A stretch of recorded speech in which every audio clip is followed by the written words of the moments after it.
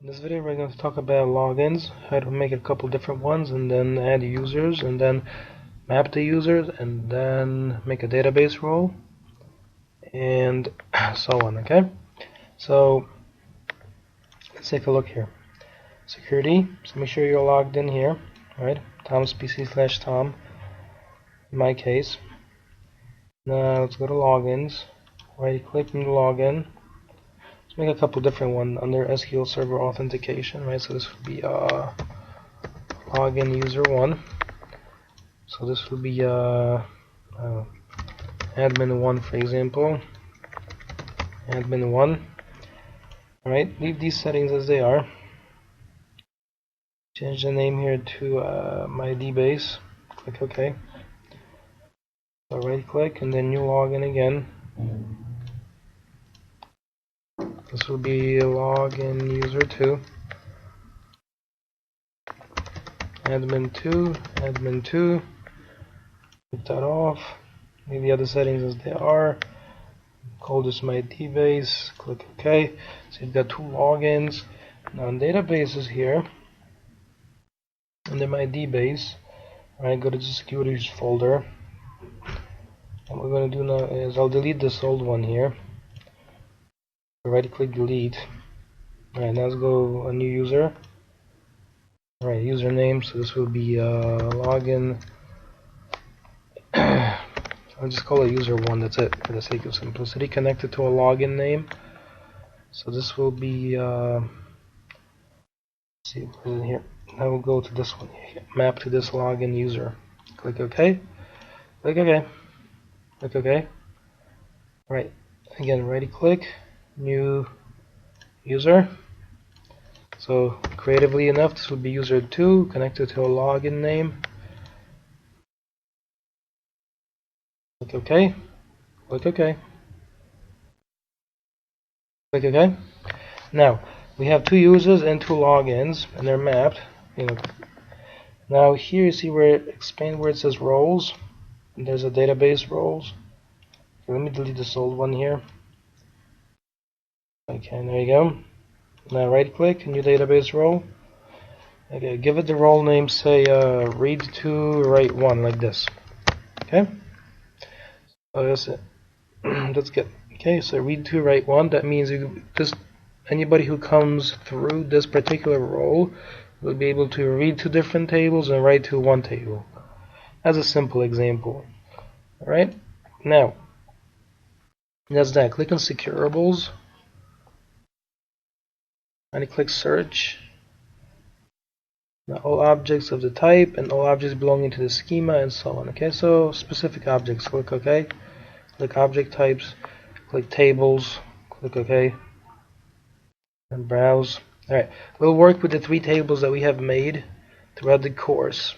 Okay, or if not, you make 3 tables of your own. So I made one called amount saved, amount sold, and say customers. Why not? Okay, click OK. Click OK. These are our securables. Now we have to apply permissions to these securables. So you've got amount saved. You can hit it with the full. So grant read to write 1. Okay, so let's say this one will be having every possible permission. Now there's also something called with grant. That means the person who's part of this role essentially would then be able to grant permissions to other people. Okay, that's a separate kind of thing. Okay, so this person here will be able to basically do everything, right? Alter, control, delete, insert references, select, take ownership, update, view change, tracking, and view definition, everything. Alright?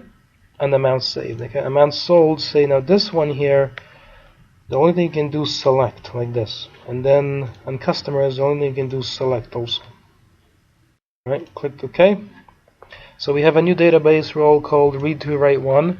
So now go to users, right click, choose properties, and get this user over here.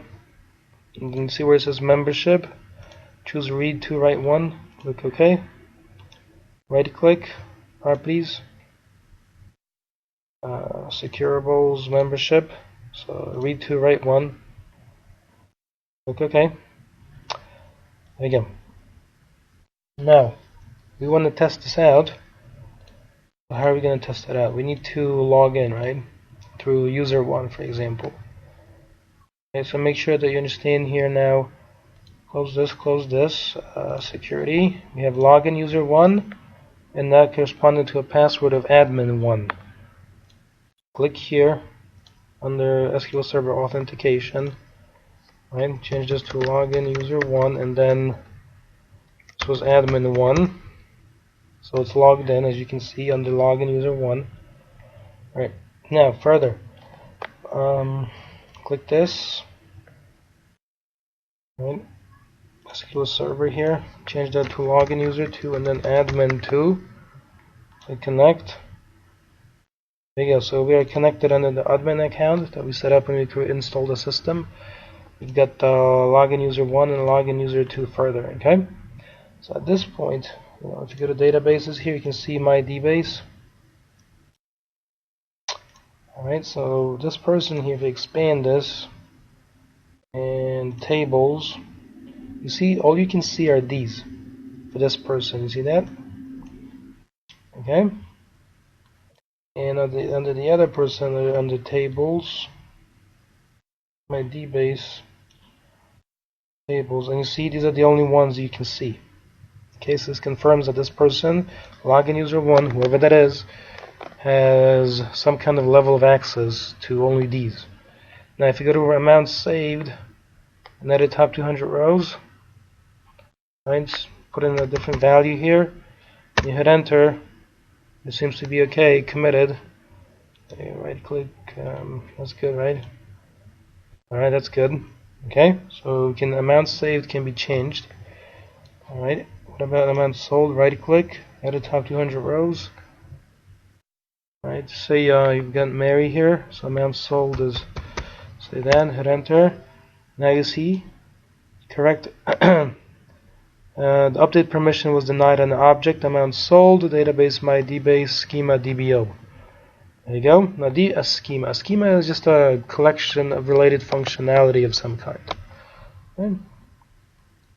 You click OK, hit escape, and then you can exit off the screen.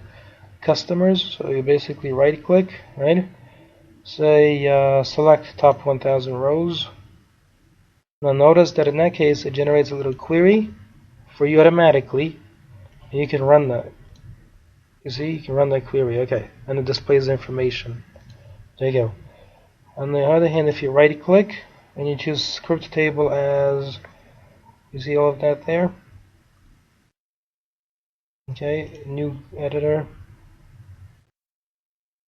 And it's going to ask you for this, connect information. So make sure you choose login user 1 and choose admin 1 as we typed it. Click connect. Alright. Now here at this point you have to make replacements of information. Okay, so we have use my DBase, go, insert into customers, cust ID, customer name, and order ID. Alright, so put in it tells you what the values are, right? And the data type and so on. So say here we put something like, I don't know, 25. Okay, customer name, variable character 50. Alright, change that to something like, say, and put a comma in here. Okay, so in other words, this stuff here is just a template for what is to be put in, right? Don't keep any of these symbols here.